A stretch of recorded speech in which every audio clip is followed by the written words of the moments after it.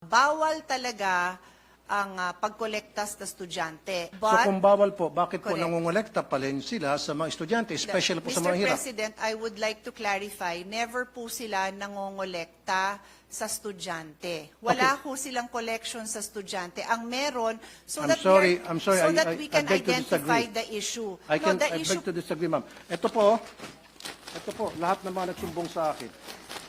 sir, the These are issue, the I don't These think- are the list of parents na nagsumbong sa akin, iba't ibang eskwelahan sa buong Pilipinas na kung saan sila po ay sa pilitang kinukolektahan ng mga electric fan at kung ano pang mga gamit sa eskwelahan na meron man pong budget sa MOE ang DepEd for those things. Pero pagdating naman sa eskwelahan, kukolektahan mo ng kung ano-ano. Then, yung iba pa nga sa kanila, yung mga sumbong sa akin, Sir, naglalakad na nga lang po ako, 2 kilometro, kasama pong aking tito. Wala po akong pampamasahe. Pudpud na nga po yung aking tsinela, sapatos. Pagdating doon sa school, ine-expect kami po ay magbigay ng para sa electric fan. Ito pa po, para sa kalaman ng marami. Kuminsan, pinapahiya pa po yung mga estudyante. Nagkakaroon po ng group chat. Nakalista doon sa group chat, sino-sino yung mga nagbigay at sino-sino pa hindi nakapagbigay. So yung mga hindi nakapagbigay, peer pressure, it's either gagawa ng remedyo para makapagbigay, masama sa listahan, matanggap ng grupo, or hindi na lang papasok kasi napapaya sila, magda-drop out na lang. Sayang yung feeding program. So what I'm trying to say here, Mr. President, napakasimple lang naman eh. Okay lang may PTA. In fact, wala akong wala akong against it sa PTA. Use it properly. Dapat yan, talagang nababantayan ng DepEd. Dapat yung PTA, gamitin lamang yan para pag-usapan po yung pong mga problema ng mga estudyante at mga guro para tingnan at i-monitor yung mga activities ng mga estudyante, yung kanilang academic performance. And this is the truth. Your Honors, siguro meron kang estudyante sa public school, may anak ka ba? Maybe wala. Or maybe may staff ka na nag-aaral sa public school because marami akong staff nag-aaral sa public school here in the Senate saka sa RTIA at lahat sila nagsasabi na talagang pinipilit yung kanilang mga estudyante magbigay sa kontribusyon. Pag hindi ka nag-contribute, anong consequence? Hindi ka na maging paborito ng teacher. Ikaw ay pwedeng maiwan, ikaw ay mag-scrub ng sahig. Ikaw ang mag-erase na mga nakasulat sa blackboard. Marami pa pagawa sa iyo. Pero kung ikaw nag-contribute, go home ka na, maganda pa ang grades mo.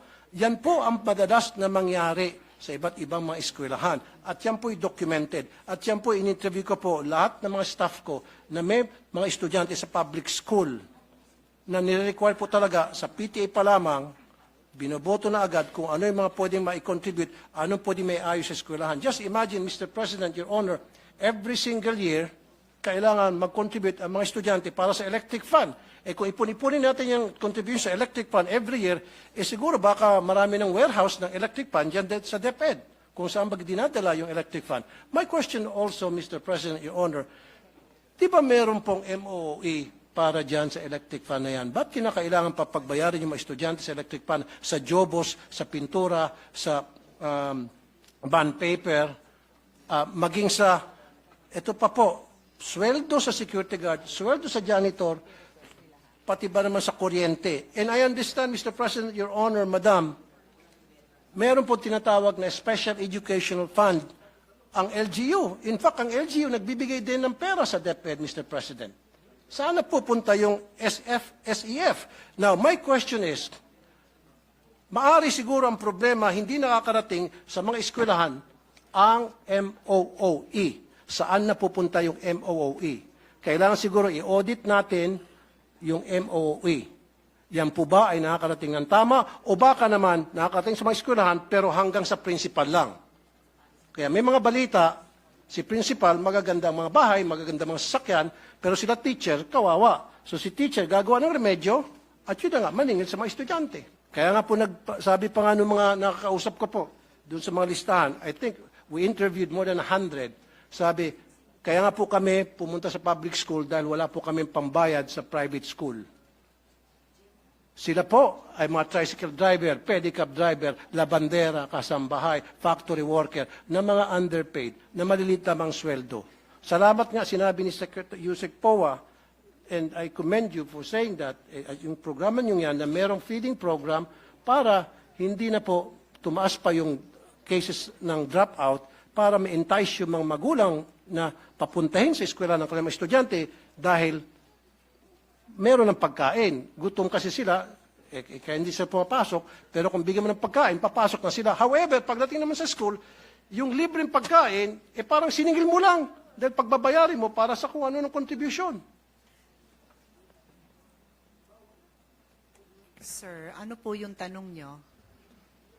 I'm just making a statement, Mr. President, Your Honor, kung ano po yung sentimiento ng mga pumunta sa akin, mga magulang, libo na po, sinasabi po sa akin. So what I'm saying is, we have to stop this wrong policy na kung saan nagbabiolate ng law ang kung ano-ano pong department order na ipinapalabas po ng DepEd para lamang pipilitin na makakolekta sa mga estudyante. Sabi pa nga ni Minority Leader Coco Pimentel, pag kinolekta mo estudyante, wala naman pera yung mga estudyante, parang sino kinukolektahan mo talaga? In essence, yung mga magulang. So, for me, change that policy, wag na ho tayo mangolekta, zero collection na talaga, voluntary or otherwise, tulad na nakalagay sa batas. Okay, except for Red Cross, Girl Scout, Boy Scout, and Barrio High School. Let's stick to what the law says. Stop na natin yan. Huwag na ho tayo magpalabas ng mga department order para we try to circumvent the law para makakolekta. Tuloy, ang duda nito mga magulang, baka siguro gusto nilang magpalabas ng kung ano mga department order para makakolekta sapagkat gusto nilang yung MOE hindi na makarating sa mga eskwelahan. Now, may I add, Mr. President, Your Honor, kung sasabihin nyo lang sa akin ngayon na kayo po ay mag-issue ng department order telling all schools under DepEd, let's stick to 5546, period. And I will sit down. Otherwise, kapag hindi, magpipilit kayo, abutin tayo dito hanggang madaling araw. And I will not stop because I know I'm right.